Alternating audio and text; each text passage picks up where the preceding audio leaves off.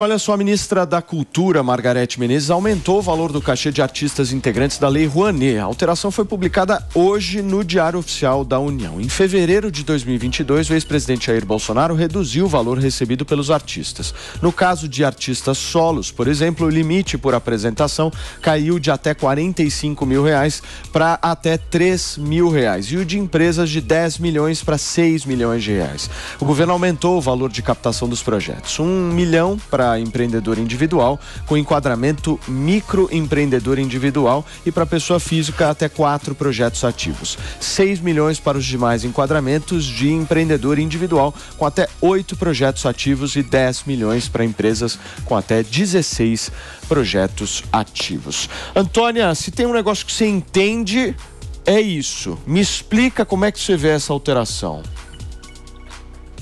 Ô Paulo, eu confesso para você que até hoje eu não entendi essa conta aí, porque é o seguinte, olha, eu produzo um espetáculo, tá? Se ele tem patrocínio, então a gente paga um X para os meses de ensaio, para cada ator. E isso depende do ator. Se eu estou fazendo um espetáculo com Antônio Fagundes e com uma moça do teatro que é talentosíssima, mas acabou de começar, ou ela ainda é do teatro, ela não pode ter o mesmo cachê que o Antônio Fagundes. Você entende? Isso para os ensaios e isso por espetáculo.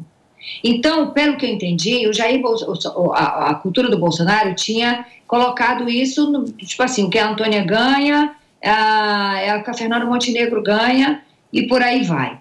E isso é negociável. Então, eu não consigo entender isso. Eu acho que o que a Margareth colocou agora chega mais, né, próximo de conseguir produzir um espetáculo com atores de nome, com atores menores, por exemplo. A porcentagem muda. Eu ganho, se eu sou uma atriz iniciante, ou se eu não, mesmo que eu seja maravilhosa, mas eu sou só de teatro, a minha comissão, entendeu, naquele borderô, ela é muito menor do que a comissão da dona Fernanda Montenegro.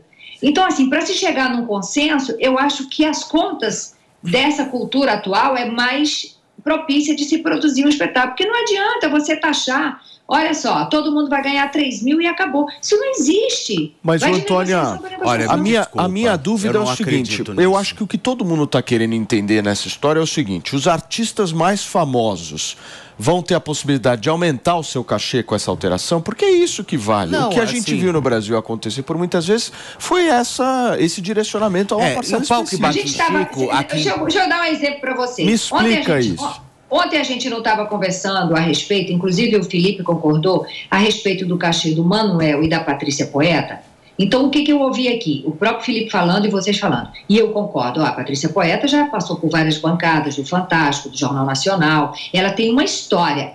O Manuel, me desculpe, mas o Manuel não pode ter o mesmo cachê que a Patrícia Poeta. Isso funciona no teatro, isso funciona nas artes. Por exemplo, eu produzi Assalto ao Banco Central, eu argumentei o Assalto ao Banco Central, tá? E eu me vali dos amigos para fazer esse elenco. Então, assim, tínhamos Lima Duarte, Daniel Filho, a Milen Cortais, Júlia Gam, atores renomadíssimos, entendeu? E a produção virou para mim e falou, Antônia, a gente tem um X para você fazer esse elenco. Então eu liguei para cada um e falei, olha, sem você não tem filme, me ajuda, o que eu tenho para você de cachê é isso aqui, tá? Porque a gente tinha um apoio da Oi, a gente tinha um apoio da Fox, que nos ajudou a distribuir. Então, claro, é uma negociação que você faz Aí, se o ator disser, tá bom, Antônia, eu vou. O Daniel Filho falou, não quero cachê. Eu vou porque o filme é a direção do Marcos, é o primeiro filme dele, então não quero cachê. Então, vai de negociação. Agora, você taxar e falar, tem 3 mil reais por espetáculo? Como é que é isso, gente? Agora, Antônia, tem um problema sério que é o seguinte. O que o Ministério da Cultura quer? Quer só estimular a cultura de pessoas que já são famosas e renomadas, que poderiam ter acesso a produções via setor privado, ou será que deveria focar mais no estímulo à cultura ali de base, de quem está iniciando, de quem está testando coisas novas, mas, Dani, de quem está fora dos grandes centros regionais? Ficar discutindo isso eu acho que é uma bobagem. A gente sabe muito bem como funciona essa questão da Lei Rouanet. Nós sabemos os porões, como são tratadas essas histórias todas. Pega você a guia e vai tentar pegar pelo menos alguma coisa ali na Lei Rouanet. Eu quero ver se você vai conseguir. A gente sabe que quem comanda toda essa história é a máfia do Dendê. Isso, sem dúvida, dúvida alguma. Que é isso daí? Máfia do Dendê um negócio organizado. É o povo que joga futebol com Felipe Campos. A máfia do Dendê, depois eu vou te explicar quem é. Você tem que ficar muito amigo da Flora Gil, entendeu? Você tem que ter uma baianidade, uma coisa galera diferente. que frequenta os ambientes justamente para que você consiga entrar. Isso, né? Mas existem alguns nomes, são alguns caciques que comandam toda essa história. Fala assim, não, a Lei Rouanet, o dinheiro da Lei Rouanet cai em 3 dias na tua conta, gato. Isso você não tem problema, mas você tem que estar com a máfia do Dendê. Se você não tiver, pode ter certeza que as coisas não vão rolar. Por que quando você fala de Lei Rouanet, você dá um sotaque um pouco mais baiano na voz? É porque tem essa baianidade, perfeita. né? Não, só para entender. Por favor, Antônia, você me pediu, meu amor. Felipe, meninos, não é assim que funciona. A Lei Rouanet, ela é aprovada para quem... Olha, eu tenho um projeto, tá? Amanhã eu quero montar, por exemplo, eu tenho uma coisa na minha cabeça que eu ainda vou fazer para encerrar, tipo assim, antes de morrer eu quero montar Dercy no teatro. Ok. Então a Antônia pega... Você vai ser a Dercy, né? Exatamente. Monta um projeto, tudo bonitinho, não sei o quê, nananã. E aí eu mando para o Ministério da Cultura para apoiar, para aprovar. Aí, digamos que eu orcei o meu projeto em 2 milhões. Aí eles olham e falam, não, aqui não precisa dar 2 milhões, vamos dar 1 milhão para ela. O que é esse dar 1 milhão? É me autorizar a captar 1 milhão. Agora, se eu vou ter empresas interessadas em destinar a sua verba, ou seja, do artigo A3, ou seja do artigo 3º, ao invés de pagar imposto, eu vou dar para a Antônia montar a Dercy. Se eu vou captar, é outra história. Agora, mas essa galera Antônia, famosa capta rápido. Por quê? Porque é famosa, porque as empresas só querem patrocinar os artistas famosos, entendeu? Exato. Então, e não é isso não, Antônia. Também é isso. A Lei Rouanet não dá dinheiro para ninguém. Também é isso, mas você imagina, a máfia do Dendê que eu tô falando, aí eles já têm a empresa certa que eles trabalham, que eles organizam. O negócio é muito bem organizado. Mas a questão... Aí eles pegam e ligam assim, olha fulano, eu tô liberando aqui 1 milhãozinho pra Antônia, que vai viver Dercy Gonçalves, olha que maravilha. E eu quero que você apoie.